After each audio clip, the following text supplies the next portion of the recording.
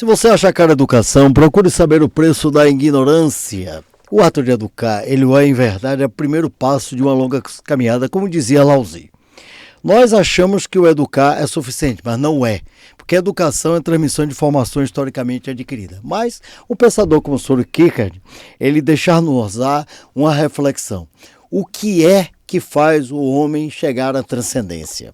Aí, Eilo, Soren Kierkegaard, grande pensador, um dos pais da concepção fenomenológica e existencialista, ele disse, na primeira etapa, o homem ter-se-á a parte estética. A posteriori, a ética e a educação, que já falei, é a transmissão de informações historicamente adquirida. E a posteriori, em estado final, a concepção da espiritualidade, a condição basilar para o homem adentrar no contexto de conhecer-se.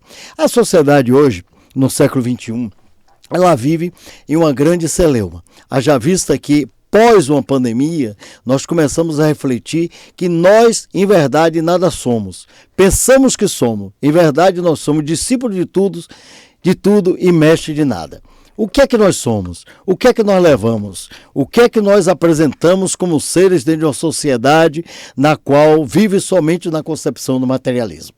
Baseado nessa premissa, adentrando na Grécia, adentrando na Europa, adentrando em todo o contexto e plagiando aqui de uma forma assim, o óbvio ululante de Nelson Rodrigues, postando-se aos pés de Caetano Veloso, que disse que filosofar só em alemão, nós cortamos esse paradigma e dizemos, filosofar poder-se-á também ser feito através dos baianos. Por isso, adentramos, iniciamos e parimos este momento no qual nós refletimos e denominamos de filosofia com Dendê, onde a Bahia, ela que abre suas portas não somente para a capoeira, para o candomblé, que abre suas portas para a concepção filosófica ampla, vindas da África, ela, por sua vez, abre também seus alicerces para que nós possamos perceber a importância da visão europeia, da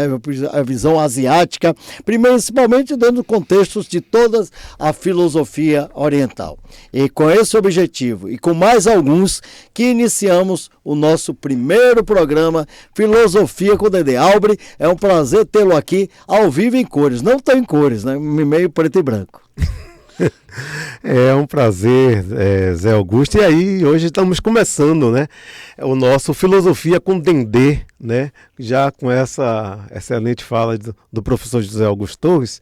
E aqui, o que é que a gente, quando fala Dendê e fala filosofia, a gente tem que abordar as grandes perguntas, como foram construídos esses pensadores, como foram construídos os conceitos e as teses e tudo que está se hoje se reconstruindo nessas discussões, né, os tabus, como esse mundo foi construído e como muitas coisas não foram reveladas e agora estão sendo reveladas, principalmente quando a gente fala de matriz africana, quando a gente fala de Bahia, quando a gente fala do Dendê em si, né, de toda essa contribuição africana a qual o Brasil, né, que viemos assim abruptamente da África, né, através desse Oceano Atlântico e construímos esse país, né? Então, quando a gente coloca filosofia com Dendê, a gente vê mesmo dentro dessa abordagem, né, tradicional, com a abordagem como foi construído esse Brasil, né? Esse Brasil que antes era uma situação que não foi revelada e hoje está sendo abordado. Então, eu acho que o Filosofia com Dendê vem para isso mesmo, para a gente começar a falar sobre essas coisas, né? Hoje, se você a Filosofia com Dendê está começando hoje com o dia de São Roque. Né? É verdade. O dia de São Roque, né? Que tem muito a ver, principalmente com nosso assunto que vamos abordar aqui, né? É interessante nós percebermos que não existe o ato de filosofar sem a concepção da religiosidade. Porque a religiosidade, principalmente dentro do contexto no qual nós vivemos aqui na Bahia, ela é bastante ampla. Porque nós encontramos a visão do sincretismo. Mas não é só na Bahia, é no mundo como um todo. Por exemplo, o budismo, quando Siddhartha Gautama vem a falecer, porque exatamente aos 80 anos ele comeu uma carne putrefada, ele deixa-nos um legado algo que, inclusive, o budismo ele tem uma visão ateísta, né? Ele não tem interesse por Deus. Baseado nisso, em alguns momentos ele é visto mais como uma filosofia religiosa do que uma concepção de religiosidade, porque ele é uma visão panteísta, ateísta, ou seja, tudo é Deus, mas ao mesmo tempo você não preocupar-se-á com as divindades que estão lá em cima, de uma visão antropomórfica, como é a visão judaica cristã. Mas o mais importante, por exemplo, o budismo, ele, quando Siddhartha Gautama vem a falecer, ele nos deixa usar algo interessante. Surge o Mahayana, que é grande veículo, o Hinayana, que é pequeno veículo, e por sua vez os budistas não gostam desse termo, preferem o Theravada, né, que é o dos anciões, e mais à frente nós encontramos o Vajrayana. Aí por que eu faço esses exemplos? O budismo adentra a princípio na China com o Buddha Dharma Dashi, 28º patriarca do budismo, e lá ele começa a desenvolver o Chan. Não é o Chan, mas o Chan, o Shan, que é exatamente porque os budistas, os budistas chineses, eles não tinham condições de falar dhyana, que é meditação, ou dhyana, e dhyana, ou dhyana em sânscrito é meditar, e dhyana em Pali também é meditar. Vou aqui fazer um parênteses e colocar que o Buda, por sua vez, ele não falava sânscrito, ele falava Pali, assim como Jesus não falava hebraico, falava aramaico, né, porque era a língua do povo. Então, quando o budismo sai da Índia e vai para a China e depois o Japão, ele começa a ter alguns acoplamentos, ou seja, ele passa-se a ter visões do budismo, né, de Laozi e do confucionismo, Confúcio, e criar-se-á umas novas estruturas até chegar ao Japão. Da mesma forma, quando o budismo chega dentro da visão do Tibete, ele encontra o bom, e começa a ter uma nova concepção que denomina-se-á Vajrayana. Né? Mas a mesma coisa acontece aqui, em forma análoga ao Candomblé. O Candomblé, por sua vez, primeiro, não existe, você sabe disso mais do que eu, porque nós já fizemos programa há vários anos, né, juntos, na Rádio Excelsior e em outros locais. Não existe o candomblé na África propriamente dita como estamos aqui. São tradições, religiões tradicionais. Aqui que vem de Queto, vem de Nagô, de Angola, né? E assim ele tem cada escola, cada linha, ele tem uma denominação. E também, após o candomblé, nós encontramos a Umbanda. A Umbanda foi criada em 1908 por Zélio Ferdinando de Moraes. Zélio Ferdinando de Moraes afundou no dia 16 de novembro de 1908, né, recebendo o caboclo 7 encruzilhadas, e fez uma nova religiosidade que foi parida a partir das matrizes africanas, assim dizendo. Mas essas matrizes africanas, elas adentram aqui dentro desse contexto filosófico e conteúdos que existiam aqui com os índios, a trazida das concepções dos portugueses, principalmente a visão da religiosidade católica apostólica romana, né, fez-se o secretismo. E muitas coisas começaram-se a não serem percebidas e saírem do mundo das ideias para o mundo real, mundo concreto, mundo empírico, mundo fenomenológico. Começou-se a se ter uma enormidade de coisas nas quais são adentradas dentro do contexto filosófico e religioso que nós não percebemos. Inclusive, há festas populares, como são no Rio de Janeiro, São Jorge, e aqui o nosso nobre Senhor do Bonfim, que não deixa de ser uma visão filosófica e religiosa acoplada com africanismo, né, portugueses, brasileiros e, por mais ainda, africana. É a tese, antítese e síntese de Hegel. Tese, antítese e síntese. Então, por isso, filosofar não é só em alemão, não, Caetano Veloso. Filosofar também poder-se-á fazer aqui na Bahia com muito dendê. Por sinal, temos muitos até, se você observar dentro da contribuição filosófica, e aí eu falo da Bahia realmente, né? Como teve, a gente tem as questões que tem que ser abordadas, principalmente quando você fala do Bonfim, Nosso Senhor do Bonfim, né? A gente tem que criar que essa grande festa só tem mesmo essa força por causa da grande contribuição africana, né? Que quando né, os escravos vão e comemoram com as baianas, eles vão comemorar Oxalá, né? O Pai Maior, né? Então, você vê essa grande relação aí. Eu posso dizer que existe uma igreja católica apostólica baiana, né? E não é romana, que segue essas categorias. Que quando você vê essa grande contribuição dessa força religiosa que tem, que a gente pode citar que é o sincretismo, essa grande contribuição da África com a própria Igreja Católica Romana, olha o que se dá, né, nesse estado chamado Bahia. Mas é o seguinte, rapaz, a história se repete, isso é hegeliano. Já falei de Hegel, a tese, a antítese e a síntese, mas a história se repete. Marx disse que no primeiro momento é marcante, né, é trágico, mas no segundo momento mais marcante ainda. Mas eu não vou adentrar nisso aí não, que é muito celemático e vai se criar muito celemeu. A própria visão do cristianismo, ela paira a partir do judaísmo. Por quê? Porque Jesus era judeu. O Yeshua, ele era judeu. Então, ele viu uma nova abordagem do cristianismo, levando até Paulo, porque as epístolas paulistas, porque epístola é exatamente o quê? São cartas não assinadas, que, por sua vez, a posteriori nós temos os evangelhos, Lucas, Marcos, Mateus e João, que são os denominados e aceitos pela religiosidade cristã.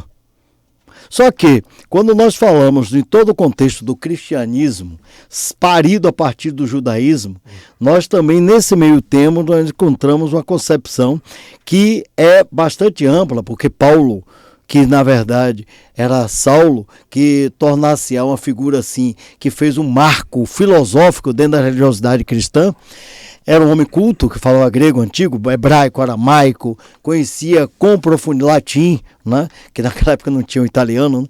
Certo? Ele tinha esses conhecimentos eruditos, ele começou a pegar determinadas partes dos pensares do seu momento, inclusive o estoicismo, que é uma visão exatamente de como viver e como bem viver e dar-se a uma respeitabilidade. Um dos grandes estoico foi exatamente Sêneca. Sêneca trocou muitas cartas com Paulo e influenciou muito o cristianismo, fazendo ter uma nova postura e uma nova concepção filosófica, porque o estoicismo, o epicurismo também, que eram visões helenistas, né, divergentes, mas tinham o processo da felicidade, eles tinham um princípio de fazer o bem para a humanidade. Marco Aurélio, imperador, era estoico. E aí o que acontece? Paulo pega o cristianismo, leva-o ao estoicismo e o transforma, certo? Em algo assim ulular. E, por sua vez, na Idade Média, nós encontramos Santo Agostinho e São Tomás de Aquino, que traz Aristóteles para o cristianismo.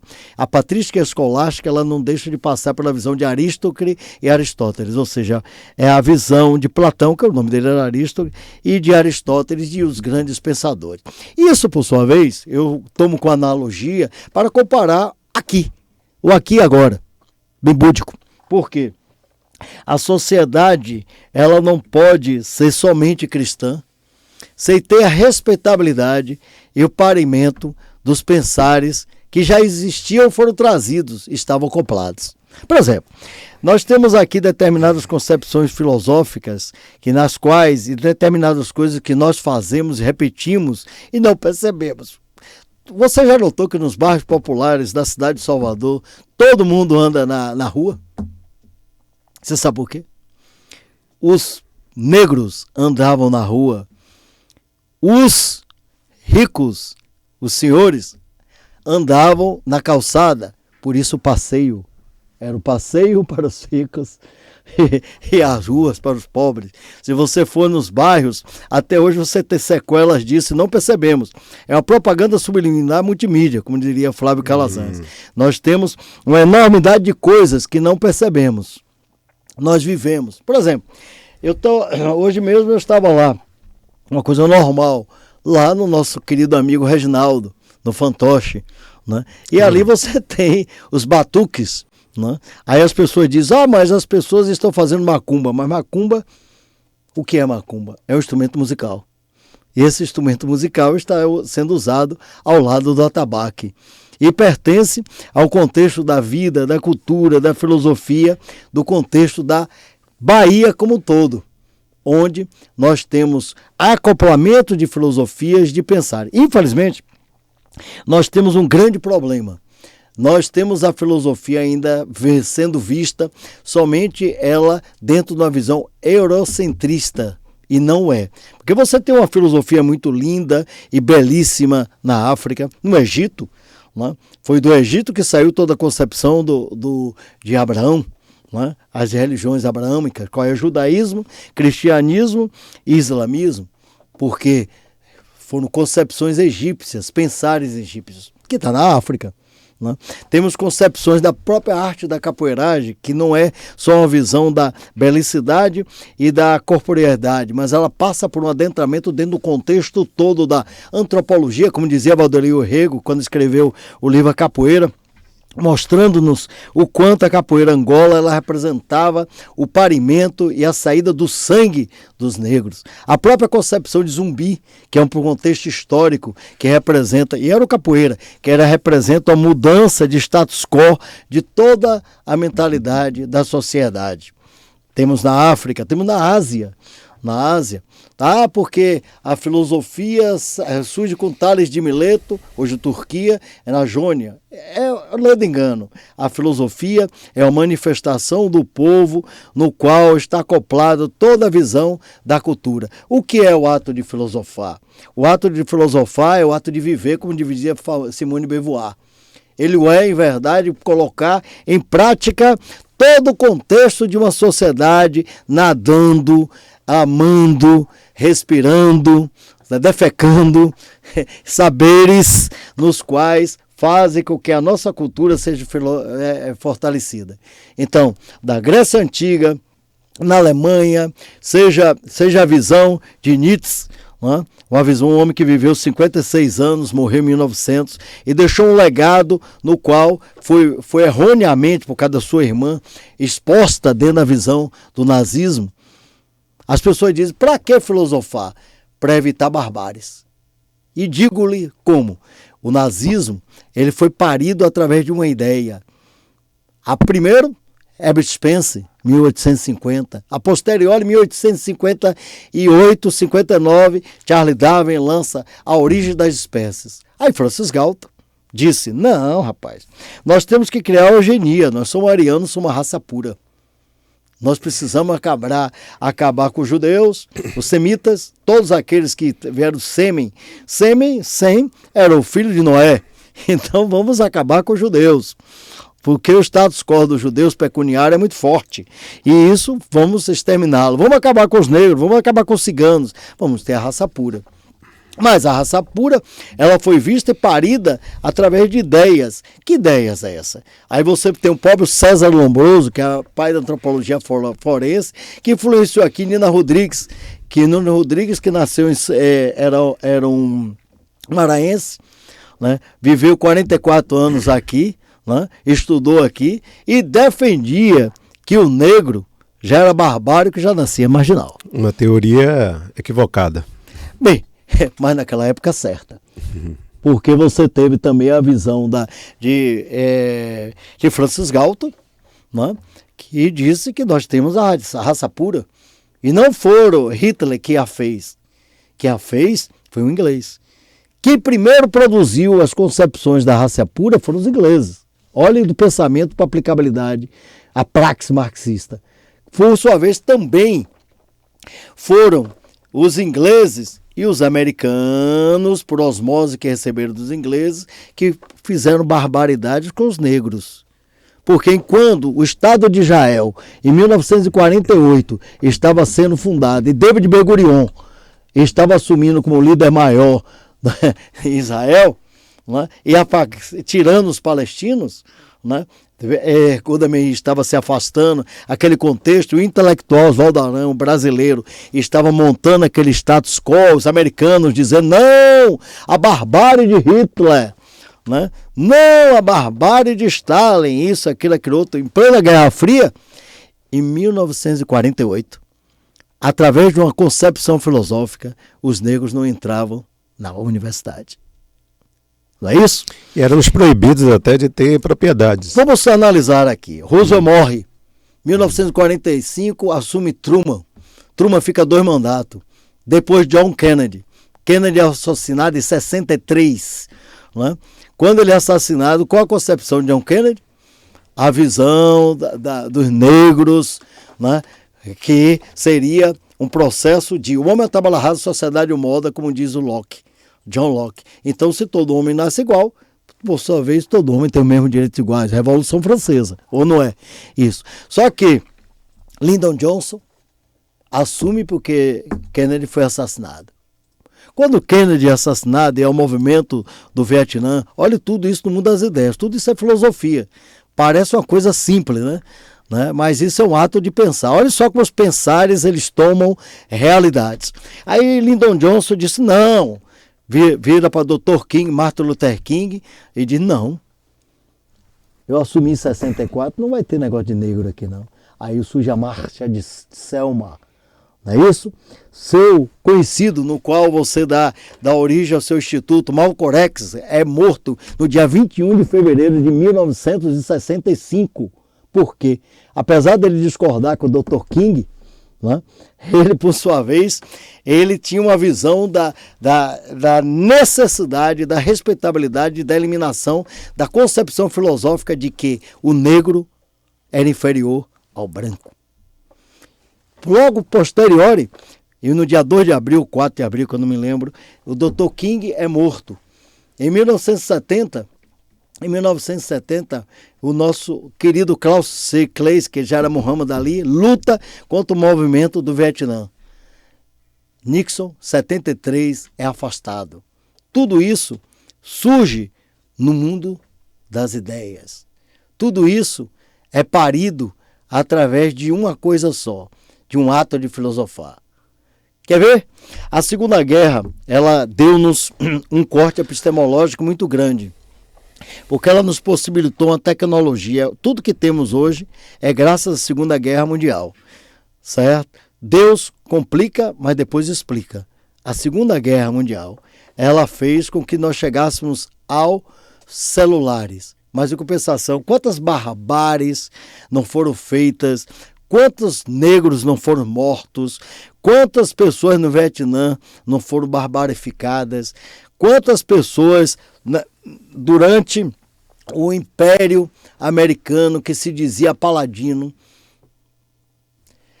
Dou-lhe um exemplo. Eisenhower, ele foi presidente dos Estados Unidos.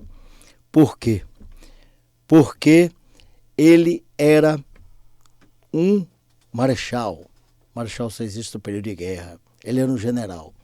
Então ele ficou durante 8 anos conduzindo a cabeça e o pensamento do povo americano. As pessoas dizem assim, o que é que tem a ver com filosofar? Tem muita coisa. Porque o ato de filosofar é o primeiro passo para você concretizar o ato da existência da humanidade. Se Trump ganhar, o contexto será diferente. Se Bolsonaro ganhar, a concepção até do crime e da criminologia é diferente. Você sabia? Dir-lhe-ei por quê. Existe na criminologia, dentro da visão sociológica, chamado consenso e o conflito. Você sabe a diferença? Dir-lhe-ei. O consenso é o seguinte, é baseado em Thomas Hobbes. O homem nasce mal, a sociedade tem que contê-lo. Ele explica isso no Leviatã e no Cidadão.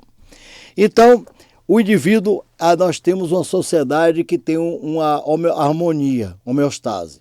Cada parte da sociedade, cada parte da sociedade, analogicamente, seria igual a um corpo humano. Então, se esse corpo não presta, você o extermina. Se você, da parte do corpo não presta, você extermina. Sua mão não presta, corte-a. É o que acontece com aqueles que estão na margem. Então, aquele marginal, aquele indivíduo que está na margem, pelo consenso, que é a visão da direita, na atualidade, que é a visão filosófica, certo? Sociológica, o indivíduo tem que ser cortado, porque ele é como se fosse uma laranja podre. É como se você tivesse uma cesta de caranguejo. Um caranguejo sai, mas se você tiver todos os caranguejos na cesta, vai puxando para baixo e não sai. Já o pessoal do marxismo, que é o conflito, eles acham que não. O homem nasce bom, a sociedade o transforma no marginal. Jean-Jacques Rousseau, terceiro do contrato social. Então é o Estado que deve recondicioná-lo. Então a marginalidade ela tem que ser vista como uma consequência do erro do Estado. Isso não é ato filosófico? Para você ver como a construção é feita totalmente eurocêntrica dentro dessa... Como o mundo foi construído, a filosofia em geral, né? E vejo que os movimentos têm tudo muito a ver ligado com a economia, quando a gente vê a Segunda Guerra Mundial, como foi conduzida. E aqui eu venho uma pergunta para você, que uma vez você concorda muito bem. Eu entendo que todos esses movimentos e os seus filósofos, que eu entendo que a filosofia teve os seus filósofos opressores, né, que tinham que manter esse status quo de poder de uma raça superior à outra. O fascismo não é um botão de emergência do capitalismo? Querido, eu vou lhe dizer o seguinte. Você falou uma coisa interessantíssima. Mao Zedong, que assumiu em 1949, ele disse uma coisa interessantíssima. A guerra é uma política com sangue, e a política é uma guerra sem sangue.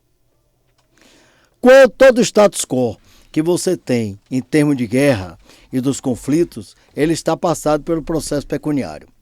Adam Smith disse que você tem uma mão invisível, que é uma visão liberal, o pai da visão capitalista, e essa visão dessa mão invisível faz com que a sociedade, por sua vez, ela se mantenha viva. O indivíduo possa correr com a meritocracia, que era um termo grego, né? E possa se desenvolver. Já Marx disse não. A visão é um processo de exploração. O trabalho é tripaliário, é um aparelho de tortura. Então, em verdade, como ele se baseou em Hegel na epistemologia do espírito, ele fala uma coisa interessante. O indivíduo, ele não pode pagar, tornar-se escravo. Então ele se torna escravo do pecuniário, escravo do dinheiro. Então, a partir do momento que você tem uma economia, você tem nessa economia determinadas pessoas que têm mais e determinadas pessoas que têm menos, você terá a barbárie. Isso é óbvio, Lulante plagiando Nelson Rodrigues. Agora, eu acho que, como eu já conversei com você várias vezes, que o capitalismo ele tem coisas errôneas. O socialismo também tem coisas errôneas, mas eu acho que tem-se que se ter uma nova abordagem, uma tese, antítese e síntese, uma visão hegeliana, onde pegar-se o que é bom do capitalismo e o que é bom do socialismo e facear uma nova posição para a produção do capital, como a China faz, né? Porque o que é o Estado? O Estado é o governo, é o povo, é o território e a soberania. O povo, o Estado chinês, ele não é socialista. E explicar-lhe daqui a pouco. Ele não é socialista, entendeu? Ele é, por sua vez, capitalista. Mas o governo é socialista. Você entende o que eu estou querendo dizer? Então há uma abertura, há uma estruturação. Marx falava uma coisa interessante. Ele dizia que no primeiro momento você tinha o imperialismo, depois você tinha o feudalismo, no terceiro momento você tinha o capitalismo, que foi um momento de evolução, no quarto momento você teria o socialismo, que era exatamente para evitar-se com que a burguesia voltasse a poder, e o último seria o comunismo. Mikhail Bakunin, pai do anarquismo, que era a favor de eliminar o Estado, brigou com ele e disse, não, a gente tem que fazer o anarquismo e chegar ao comunismo. Algo que nunca teve. Eu cito 3 exemplos de comunismo reais no mundo, que é envolvendo o capital e a participação popular e do povo centrado no Estado. Um foi Antônio Conselheiro, que foi algo barbárico, teocrático, mas ele tinha a igualdade entre todos os indivíduos, a não ser ele, porque era o representante de Deus, era uma visão teocrática. E você teve a visão da Comuna de Paris, que foram 72 dias, né, que foi um fiasco também, como a Revolução Francesa o foi, né? E você tem o terceiro, que foi a Ilha das Flores. Se você vê na Netflix, Georgo Flores, ou Jorge Flores, ele criou um estado com 400 metros quadrados, entendeu? Dentro da Itália. De uma ilha. É uma ilha, né? Que era todo mundo nu, casamento da Maria. Então, se você for esfacelar o estado, se você faz o socialismo, você pode levar o despotismo, mas ao mesmo tempo, se você leva a visão completa do capital, porque nenhuma relação centrada no capital, ela vai avante. Nem mesmo o seu casamento, ou meu, ou de qualquer pessoa, ou nenhuma amizade. Apesar de pobre fazer barraco, rico faz negócio. O rico não tem amigo, ele tem parceiros de negócio. Né? Por isso que ele joga golfe, ele joga tênis, porque ele tem que estar um processo osmótico, né, para ali estar atraindo determinadas visões de futuros pareceres de pecúnios, de dinheiro, de grana. Né? Então, o que acontece? Se você tiver um Estado só centrado no capital, ele será barbárico. Não estou falando de religiosidade, não. Não estou falando de religiosidade. Porque você tem duas amplitudes da religiosidade. Você tem a Igreja Católica, Apostólica Romana, você tem a Igreja Católica, Católica Ortodoxa, você tem a visão do budismo e você tem a visão do próprio cristianismo, como o Lutero mesmo odiava os judeus. Né? Se você lê os livros de Lutero, você vai ver, né?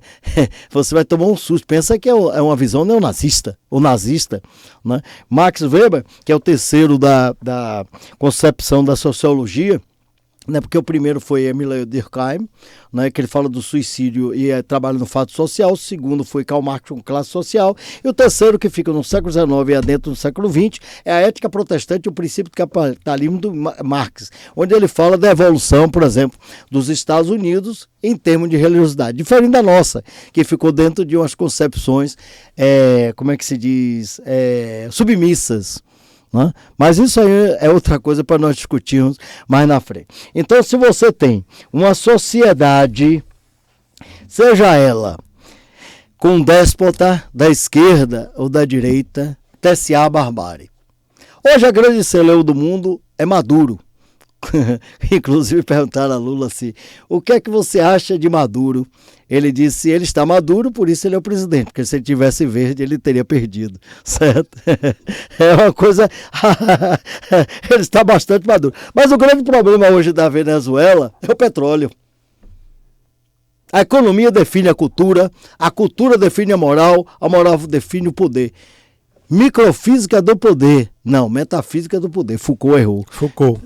Coitado, eu, dentro do meu pauperismo, faço aqui um parente para Foucault. Porque Foucault disse, microfísica do poder. Não existe microfísica do poder, existe metafísica, é uma coisa sutil, subliminar. Então, hoje você tem a guerra da Ucrânia e da Rússia. Aí aparece a OTAN. Aí você pergunta, o que é a OTAN? O que é a ONU? Né? O que foi o Tribunal de Nuremberg? Né? Eram os americanos para julgarem, né? Julgaram as barbáries que ele fez, as armas que ele vendeu. Porque quem ganhou a Segunda Guerra Mundial não foram os americanos, certo? Não foi, financeiramente foram eles, foi a União Soviética. Quem ganhou foi a União Soviética. Só que a partir do momento em que a Segunda Guerra Mundial acabou-se, ficou-se primeiro mundo, segundo mundo, atrás do terceiro mundo. Primeiro capitalismo, segundo socialismo, atrás daqueles que não eram nada. É só você olhar isso historicamente. 1949, Mao Zedong. Logo à frente, Ho Chi Minh, Guerra do Vietnã. Certo? Guerra da Coreia. Né? Que MacArthur estava lá firme e forte, ao vivo e em cores. O grande MacArthur. MacArthur, por sua vez, não foi presidente dos Estados Unidos por um motivo simples. Sabe qual foi?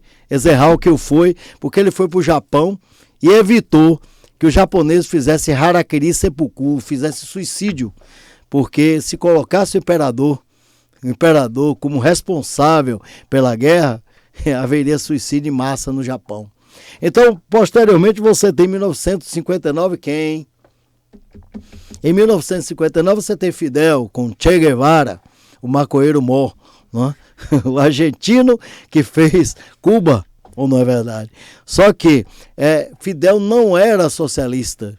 Ele foi encontrar com Nixon, que era vice-presidente, e ele foi maltratado, porque ele começou a falar das barbáries que Batista fez, e da eliminação de barbárie, e de Cuba, que era um prostíbulo. E aí, de repente, ele volta e une-se à União Soviética. Ele une-se à União Soviética. Então, a economia, hoje, que nós ficamos, porque a Venezuela, porque os chineses, tal. Tudo é pecúnios. A economia define a cultura define a moral define o poder. Agora, quando TSA, no poder, alguém, um presidente, um primeiro-ministro, alguém que é um déspota, a barbárie virá. Foi o caso de Mussolini. Porque Mussolini pegou um momento em que ele disse que era da esquerda e transformou o país na direita. A economia mudou. É a mesma coisa de Hitler. Né? Hitler em Mein Kampf, ele diz o que ele vai fazer. Mas Hitler nunca recebeu salário, você sabia? Ele recebia os direitos autorais de Mein Kampf. Ele disse o que ia fazer e todos aceitaram o que ia fazer com o povo judeu. O Wolf, o Führer e o Reich, o Wolf, o povo, o Führer e o Reich, ele era o terceiro Reich. O primeiro Reich foi Bismarck, Marx, porque foi no final do século XIX que a Alemanha virou a Alemanha. Também Garibaldi, a Itália, né? Porque não existia, né? Porque dizia, o Brasil é um país novo. Pô, a Alemanha é mais nova ainda. A Itália também, surgiram do século XIX. Certo? A unificação da Alemanha e da Itália foi no século XIX. 1800 e pouco, aí eu não sei com detalhe. Antigamente eu sabia de cor salteado, mas agora eu estou com amnésia, não consigo me lembrar de muitas coisas, entendeu? Aí você me pergunta, o que é que faz um déspota? O rei filósofo, Platão, como Marco Aurélio, como Alexandre o Grande, que foi filho de Filipe o Grande e foi educado por Aristóteles. O pensar filosófico fará a estrutura da nação melhor ou pior. Ter déspota, tê-lo-ás. Nós tivemos, umas pessoas acham que Bolsonaro foi um déspota, né? Certo? Outras o defendem, né? Outras aceitam as suas ideias, né? Outros as questionam. Certo?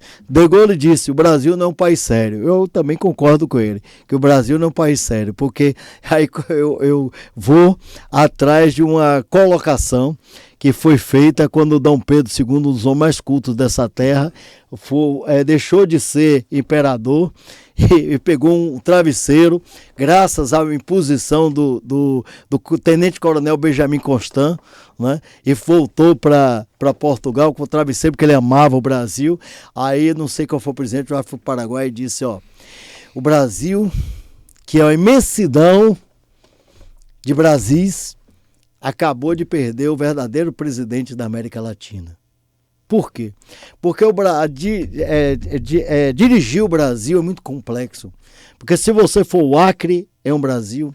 Se você for ao Rio Grande do Sul, outro Brasil. A Santa Catarina é outro Brasil. São Paulo é outro Brasil. Bahia é outro Brasil. Então, se você tem um déspota, tem uma pessoa que tem uma filosofia, e a aplicabilidade dessa filosofia foi muito ampla. Nós sentimos isso aqui no Brasil. Porque nós tivemos um período militar, não vou dizer ditadura, militar, que terminou em 1985, não foi isso? Certo? De repente, mudou-se algumas concepções. Né? Nós tivemos Sarney, tivemos Collor, tivemos um intelectual, um dos maiores intelectuais do mundo, foi o nosso presidente, Fernando Henrique Cardoso, homem respeitado em todos os amparos intelectuais de todas as universidades do mundo, mas cometeu seus erros. E as suas visões começaram, e de repente, pré-pandemia, nós tivemos um presidente da República. Presidente da República que foi orientado, que teve um guru em Santos, que é vaca. Então eu vou usar o termo guru, que é o termo certo, quer dizer professor, sabia disso? Então vou usar sempre guru, não guru, e explicar por quê. Então o que é que acontece? Que foi Olavo de Carvalho. Olavo de Carvalho passou a sua filosofia de direita conservadorista, ex-marxista, e você viu o que é que aconteceu. Ao mesmo tempo, voltar-se a Lula com a nova concepção. Qual é a concepção da direita? Simone de Beauvoir escreveu em 1949 O Segundo Sexo. A filosofia do gênero é da esquerda ou da direita? A visão de que 12 anos você pode ser fêmea ou macho é a visão da Tailândia. É a visão da esquerda ou da direita? Qual é a visão da direita? A arma e a barbárie é ficar igual o Paraguai ou o Texas? Qual é essa visão? Aí as pessoas perguntam, puxa vida, filosofar é perda de tempo. Bem, a política é a arte dos homens sem princípios comandar os homens sem memória. A filosofia, ela tem como condição basilar fazer com que as pessoas refresquem a sua memória. Filosofia com Dendê. É isso aí. Vamos começando, né? Estamos iniciando. E aí, Albert? E aí, você, em termos de projetos, o que é que tem aí para nos apresentar? Você que faz aí teatro, fez aí um trabalho com seu irmão lá, com o Lázaro Ramos, que é um trabalho filosófico, mostra toda a visão da Bahia, como ela é, em verdade, ao vivo e em cores. A gente vem construindo, né, umas novas abordagens, novos assuntos sobre como se construiu esse Brasil dentro dessa coisa que está aí enraizada, que é o racismo estrutural, e com esse modelo que até você, o próprio professor Zé Augusto, fala que a filosofia não é só o eurocentrismo, é que ela foi toda construída assim, a educação nossa, né? E dentro disso, a gente viu como o Brasil se instalou dentro dessa estrutura, que hoje está tentando se reparar, se corrigir, né? Se rediscutir, ver teorias que você mesmo cita, a gente tem o Instituto Médico Legal, que até hoje tem o nome de Nina Rodrigues. Nina Rodrigues. Que era um barbárico. Que era um homem que achava que o negro... Não. E a ideia dele de que a mente, o cérebro do negro era menor que o cérebro do branco. Dentro desses estudos, ele teve até essa provocação, não conseguiu provar, né? Mas contribuiu muito com a neuroanatomia, né? Porque contribuiu de forma errônea. De forma errônea, foi uma provocação de como ele era racista e de tentar provar essa diferença que não conseguiu provar, né? Ele contribuiu com a neurociência e foi assim construído o Brasil. Hoje, estamos aqui no desafio de construir novas discussões aqui, abordar novos assuntos e contribuir com esse Brasil que está aí hoje, né? Que você fala que o Brasil não é um país sério, mas quem falou isso foi Bergoglio, não foi eu não. Bergoglio, o homem daqui que é o aeroporto de Paris, e foi o grande presidente. Mas esse país, eu me lembro de um que fala, se você pega uma ilha, uma Alemanha, uma ilha, coloca um bocado de alemão, vai ser uma nova Alemanha.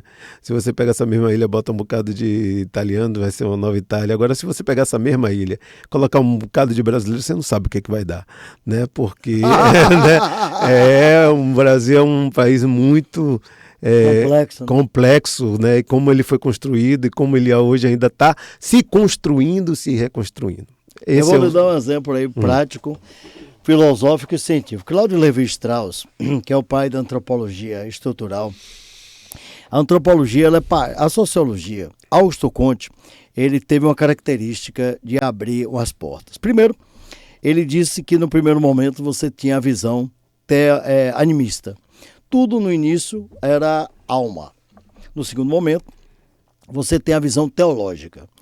Qual era a visão teológica? O politeísmo, né? O animismo, o politeísmo e, por sua vez, a visão do monoteísmo.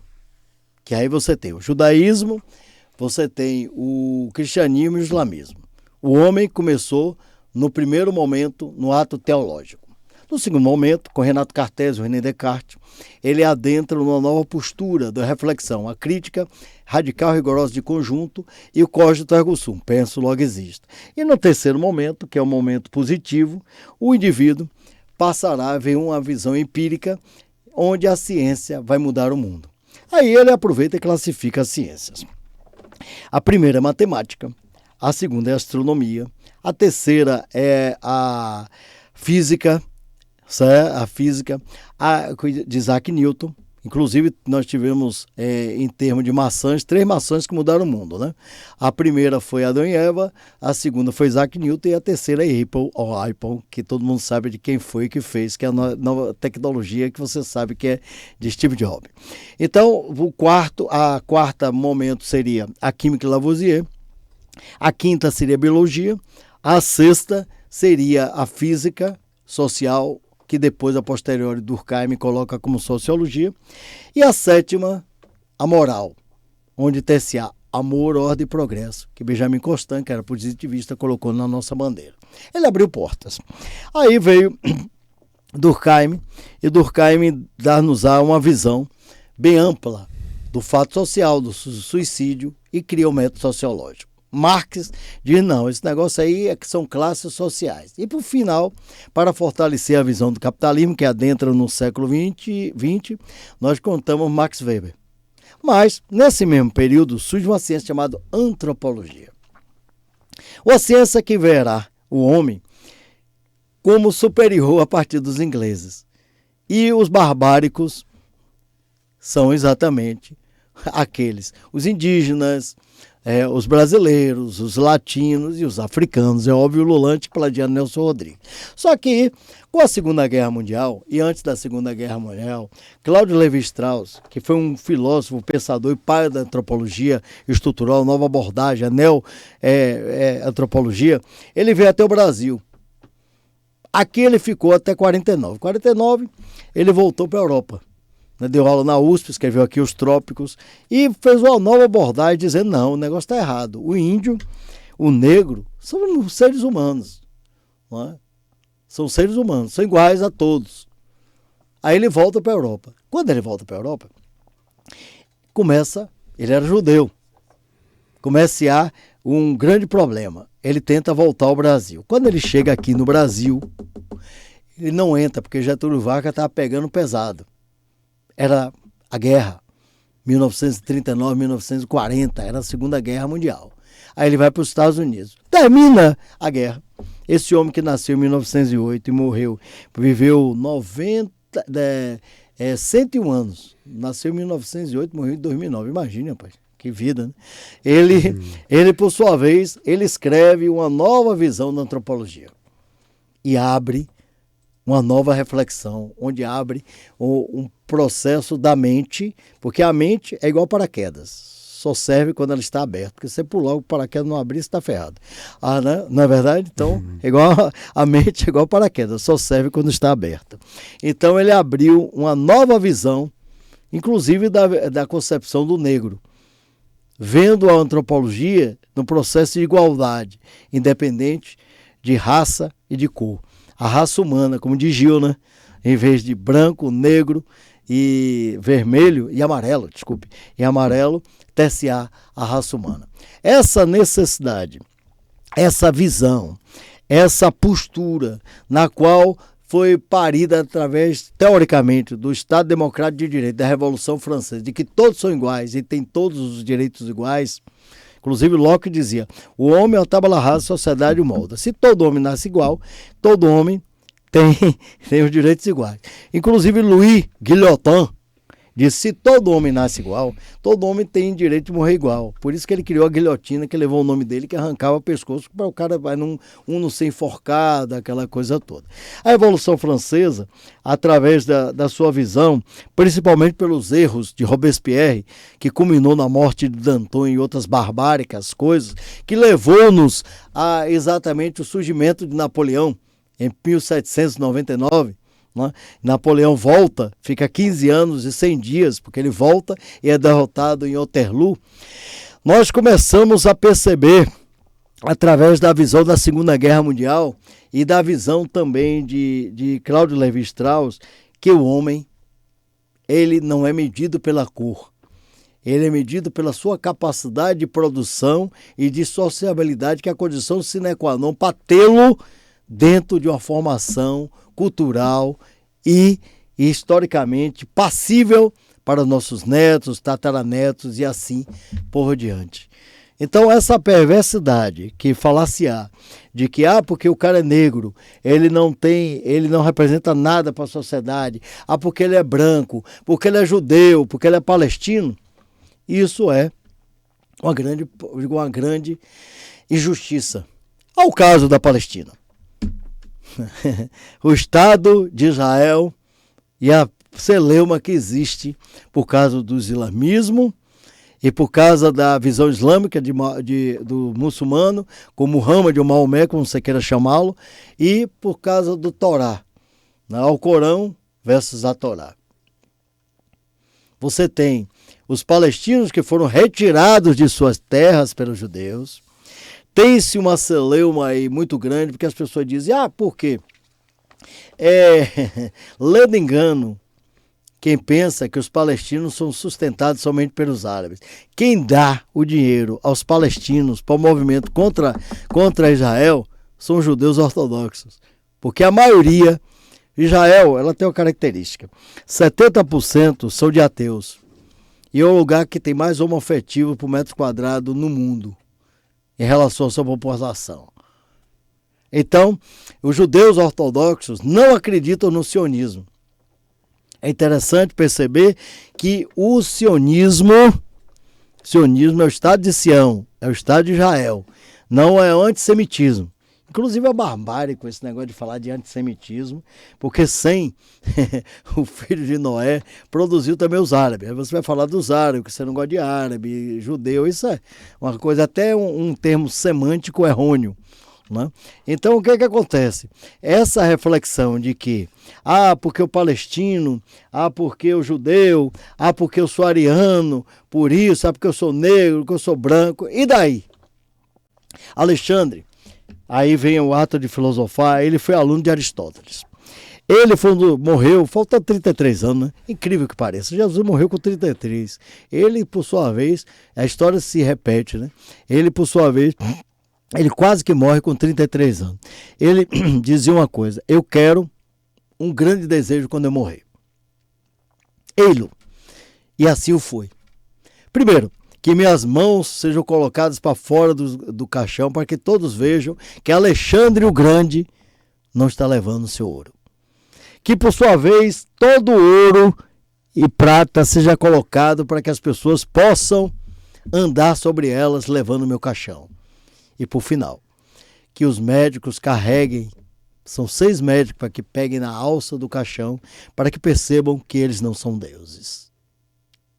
Então, se todo homem nasce igual, todo homem tem os direitos iguais, todo homem tem direito à morte igual, e o homem não trabalha rasa, a sociedade o molda. Então a cor, a condição financeira, apesar de que, você sabe qual é o órgão do corpo humano? A pele. E o mais sensível, o bolso. Apesar disso, só tem valor enquanto nós estamos vivos. Quando nós morremos, existem 2 coisas. Ou nós renascemos, que Allan Kardec, Denisard Hippolyte Layon, baseada em Helena Blavatsky, que também falou de reencarnação, mas renascimento, que é a visão do hinduísmo e a visão do budismo, ou nós ressuscitamos, que é a visão do monoteísmo, do judaísmo, do cristianismo, né? E do islamismo. Porque o cemitério, você sabia que cemitério é local de adormecer, né? Adormecido. Então, lá está. Ou para você reencarnar, né? O engraçado é que, já que nós estamos falando de Alexandre é uma figura interessante. Ele contou o cínico, né? Daqui a pouco eu me lembro o nome dele. Aí ele perguntou ao cínico que vivia no barril, né? Eu me esqueci o nome do filósofo. Aí perguntou, eu sou Alexandre o Grande, o que é que você quer? Ele disse que você saia da minha frente, porque eu preciso tomar meu sol. e você jamais pode apagar a luz do sol. E mais na frente, ele disse, esse homem é um sábio. Aí foi procurá-lo. Aí ele estava olhando uma coleção de ossos. Aí ele disse, o que é que o senhor está olhando aí, grande filósofo? Me esqueci o nome dele. Aí ele disse, Diógenes. Aí ele disse, Diógenes, o que é que... O cínico, o cão. Né? O que é que tu estás olhando aí? Ele disse, eu estou olhando todos os ossos para descobrir qual a diferença de osso de um escravo e do seu pai que foi rei. E no momento que o senhor morrer, eu tentarei descobrir a diferença do osso do senhor e daqueles escravos que aqui estão. Falando de cemitério, quero aqui relatar que a gente tem, hoje está acontecendo a profissão de Nossa Senhora da Boa Morte, né? Essa irmandade, ela já tem 2 séculos e hoje é reconhecida internacionalmente. Está acontecendo agora em Cachoeira, né? E você sabe como era a irmandade da Boa Morte, né? Os escravos, né, ainda, né, quando eram assassinados ou penalizados ali pelo Pelourinho, né, a Irmandade encomendava e fazia pelo menos, né, essa atenção àquele corpo que estava ali, de um ser humano que ainda não era considerado ser humano ainda, muitos ainda consideram que ainda somos semoventes, né? Mas a Irmandade conseguiu dar toda a atenção espiritual para aqueles que partiram. Então a Irmandade foi para a Cachoeira, era daqui, essa Irmandade estava ali na Barroquinha e de lá foi hoje em Cachoeira e está sendo homenageado, né, a nossa Irmandade, na Nossa Senhora da Boa Morte, né? E é isso aí, né, com essa grande fala do nosso querido professor José Augusto Torres, né? É o nosso Filosofia com Dendê, né? Finalizando, né, professor? É isso aí. Eu vou finalizar com a frase épica. O professor Marie Royer disse o seguinte, Voltaire, né? O grande homem, ele que basicamente deu a licença para a presunção da inocência, apesar de ser inimigo, né, de Jean-Jacques Rousseau. Ele escreveu o Tratado da Tolerância, onde ele achava que era barbárico a determinadas coisas. Ele disse-nos o seguinte, Deus é contra as guerras, mas quando ela acontece, ele fica a favor de quem atira melhor. Só que hoje em dia não adianta colocar-se-á um revólver na cintura, né? Certo? Porque depois que foi inventado arma de fogo e vaselina, né, muitas coisas são propícias de serem feitas com facilidade, porque homem valente e outras coisas mais são propícias para serem conduzidas. Então, como é que nós podemos estar preparados para as guerras quando Deus nos coloca nelas? É exatamente se podemos refletir, podemos prepararmos-nos, podemos ter visão crítica e isto somente poder-se-á ser feito com o ato de filosofar. Encerramos e deixo aí com você para a sua fala final.